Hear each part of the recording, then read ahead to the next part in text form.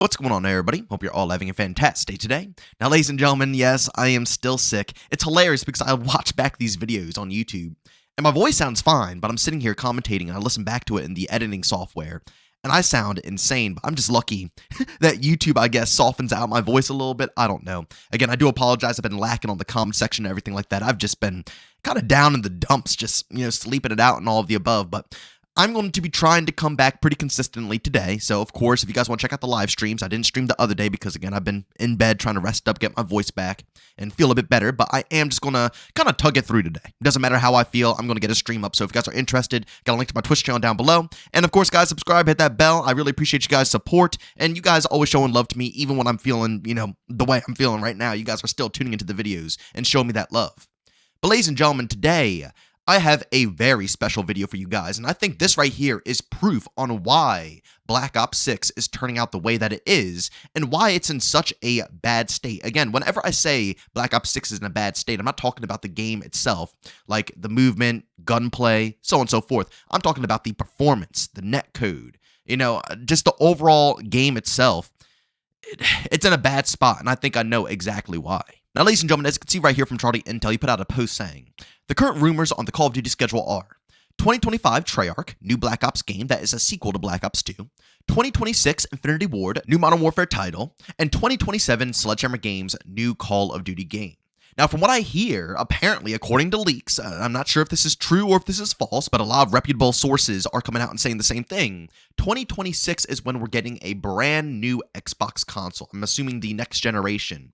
So I'm assuming that Infinity Ward is going to be doing the same thing where they're going to be, upgrading the engine partially, because as we all know, that's typically what they do. Modern Warfare 2019, when we're transitioning, they up the engine, they try to make it a little bit more next gen, and I'm assuming Infinity Ward is getting the same responsibility. I don't know why, but if what I heard is correct, I think Infinity Ward is the main team who actually works on the engine improvements for like the past 10 plus years. Correct me if I'm wrong down in the comment section. I always thought that each team kind of, specialized in it in their own, way, but apparently Infinity Ward is the team to do that. So it makes sense that they are working on 2026 to, I guess, step up the game again. I'm a tad bit worried because, you guys know me with Modern Warfare 2019 and Modern Warfare 2 2022. I was not the biggest fan of those two titles.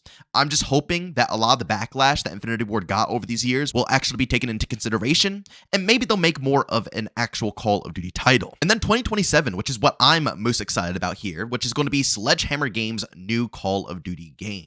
As we all know, Sledgehammer has been going through the trenches, Vanguard, World War II, they had to do a complete overhaul. Modern Warfare 3 was basically, you guys know the news with Modern Warfare 3. They didn't even know if the game was going to be DLC or a full-fledged out game.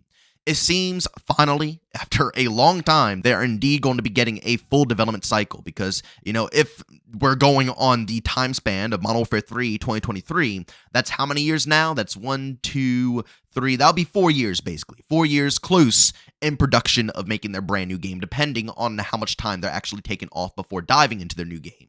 So that, to me personally, makes me extremely happy because I think they deserve it. Out of all the teams right now, Sledgehammer is my favorite. They went from my most hated team to now my most favorite team. So I'm really excited to see what they bring forward in 2027.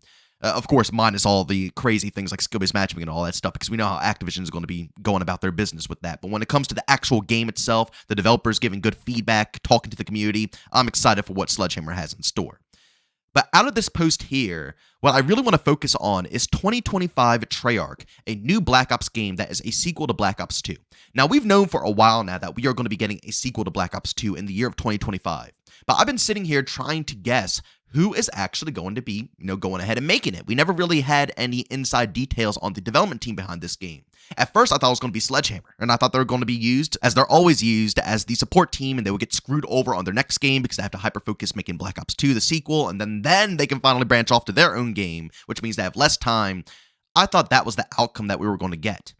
But ladies and gentlemen, it's Treyarch that is putting together the Black Ops 2 sequel, and this is what I want to bring to you guys. This is exactly why I personally believe Black Ops 6 is turning out the way that it, is currently in, and why they're not really, I don't want to say they're not giving a crap about the game, but so far from what I see from Treyarch, it's not looking too pretty, you know? They've had a nice little streak of things that they changed for Black Ops 6. Like, for example, they went ahead and changed how the weapon, the visual recoil of the weapons and the bobbing of the weapons, which is huge. I was really, thankful for that. They made some perk adjustments. But down to the core game itself, I mean, you guys can just go and look at the community right now as it is. I don't see anybody being positive about this game. I have people coming at my neck all the time saying I'm being nothing but negative. But I mean, let's be honest here, guys. All these people who are saying that probably have never watched a video from me a day in their lives. Modern Warfare 2 2022, I said plenty of positive things about that game. Modern Warfare 3 2023, the whole year I was praising that game because I loved it. I've always discussed both the positive and the negatives. But there are other channels out there who are nothing but positive. You know, there's not a single thing that Activision or any of these development teams could do bad in their eyes. But they are all on the same boat right now. Everybody is furious with how Treyarch is handling their current game, Black Ops 6. And I think they're so furious because the game has potential. I think the gunplay and the movement is really solid. The maps are trash, but if they improve the maps, it could be pretty fun. Like, for example, they brought in Hacienda, and the gameplay is outstanding on Hacienda. Again, you could see the potential there, but they just won't tap into it. They won't tap into it. And this is why I believe that is the case. They didn't get a full 4 years of a development cycle for Black Ops 6. Now, obviously, Activision is going to come out and say that because they want everybody to believe that this game got so much time and, it got so much, so many resources was, put into this game, and they want people to purchase Black Ops 6. So they're not going to come out and say that this, game didn't have a full 4-year cycle. But let's be real here. It's impossible for them to make Black Ops 2, the sequel, 1 year after the launch of Black Ops 6. The only possible way that they would be able to obtain that type of schedule is if they were multitasking for the 4 years they were producing Black Ops 6. So from my viewpoint here, they weren't making Black Ops 6 for 4 years. They were making Black Ops 6 and Black Ops 2, the sequel. And as we all already know, that's not going to cut it, right? A lot of these Call of Duty games release with 3 to 4 years, and they're still busted. They still have a lot of problems. So what made Activision think that Treyarch could, in 4 years, put together 2 separate titles? Meaning that they couldn't hyper-focus all their priorities on the netcode and the performance because they were busy trying to make sure that both games are, obviously balanced out between the netcode and the performance. And I'm assuming that the team is still split in half, so when Black Ops 6 has launched and it goes into its live phase, as we all already know, when a game goes into its live phase, that's when they can really hunker down and fix problems, because it's a massive, I don't know why, but a lot of people don't really understand the differences between a game being worked on behind the scenes, behind closed doors, and a game being worked on when it's actually open to the public. It's a huge difference, and the game needs to go public in order for it to be completely polished off. But how are they going to go ahead and polish off Black Ops 6 in its open environment when I guarantee this, that half of the Treyarch team is still currently working on the next game, the Black Ops 2 sequel. They don't even have all hands on deck right now when it comes to Black Ops 6. Their priority is not there whatsoever. I'll tell you guys one thing. I really do think that Activision wants to take advantage of the Treyarch name, knowing that people love Treyarch. Now, this is not going to be able to happen anymore because after Black Ops 6, I think a lot of people are changing opinions on how Treyarch is. But let's be real here. Every single time Treyarch puts out a game, Activision uses that title to milk the audience, to milk the fans of Call of Duty, and to milk the fans of the Treyarch development team. They know that people are going to cough up money for a Treyarch game. They know people are going to, want to have faith in Treyarch because, they're such a staple of a development team. So they make sure that all of their most horrible business practices, all of their most disgusting, anything, are pushed onto a Treyarch game.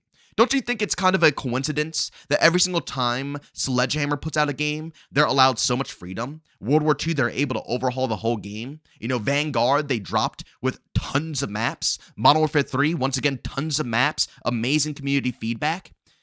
Very strange, isn't it? It's almost like they know that Sledgehammer Games isn't as popular as a studio. As we all already know, whenever a Sledgehammer project comes out, it is always the least played Call of Duty game and the least popular Call of Duty game. So this isn't any new information. Sledgehammer is indeed the smaller studio out of the three between Sledgehammer, Infinity Ward, and Treyarch. So when they go ahead and put out a game, at least from what I notice, they're always given the most freedom because, again, they're not the most popular team. So in order to get more people to purchase a Sledgehammer project, or in order to get more people to play a Sledgehammer game, they need to give more incentives. Whether it's a ton of content at launch or amazing, community feedback, or even having free events that are dropping every single week, like in Modern Warfare 3 2023, Activision incorporates these things so people will actually hop into a Sledgehammer game because they know it's not going to be as popular. But with Treyarch, they know just by the name Treyarch alone, people are going to come diving into the experience, no matter what. So what do? They put all their most scummy business practices on the Treyarch development team.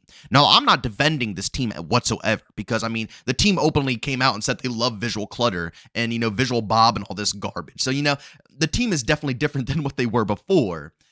But we can't deny that it seems that Activision does take advantage of the Treyarch name. And we can see it with all these different things like paid events now. And, so on and so forth. The list goes on. I'm not going to waste your guys' time because I already made tons of different videos discussing all the things that are going on in Black Ops 6. But I genuinely feel like Activision takes advantage of the Treyarch name, even to the point, as we see now, where they make Treyarch put together 2 different games in the span of 4 years. And I'm telling you right now, this Black Ops 2 sequel is not just going to be a tiny little game that's going to be like a deal. No. It's probably going to be just like Modern Warfare 3, for example, where it's considered DLC, maybe behind closed doors, but they're still going to try to advertise it, sell it, and put it together as a full-fledged out game to try to, basically make as much money off of it as they possibly can. But I'll be real with you guys. I know a Black Ops 2 sequel sounds very tempting, but I guarantee you it's going to probably run into the same exact problems as Black Ops 6 here. Because it's going to be one of 2 things that happens. Either it's the first thing that I said, where the teams are split right now. Treyarch is split in half. Half the team put together Black Ops 6 and half the team put together, Black Ops 2 sequel, which means that it's going to be the same manpower as Black Ops 6. And if the same manpower can't handle Black Ops 6, I don't know how they're going to handle the Black Ops 2 sequel when that game finally launches. Or it's the whole team who's working on these projects, which means more than likely they're probably going to be drained after putting together Black Ops 6, having to, support it throughout its whole life cycle, and then come over to Black Ops 2, the sequel, and have to support that game throughout its whole life cycle. It's going to be some burnout, which means that more than likely, I don't think they're going to be focusing too much on making sure it's a polished experience, and they're definitely going to be leaving it with the mindset that, this game's only going to last for a year, a new game will come out afterwards, and it'll be irrelevant. And you guys know I hate that mindset. I despise that mindset. I like when the developers come out, they're passionate about their game, and they want to see their game thrive for the whole lifespan of that, the year that it's out. But I just don't see it happening, especially with how, Activision is making Treyarch handle both these games at the same time. But ladies and gentlemen, as always, if you enjoyed today's video, leave a like. If you hate it, leave a dislike. Don't forget to subscribe and hit that bell. I post daily here at 8 in the morning Eastern time. And of course, if you guys are interested in my live streams, I do that over on Twitch Monday through Saturday, actually, starting between 12 to 1 p.m. Eastern time. Of course, if you guys are interested, I got a link to that channel down in the description of this video. But as always, thank you for tuning in, and I'll see you all on the next one. Peace out.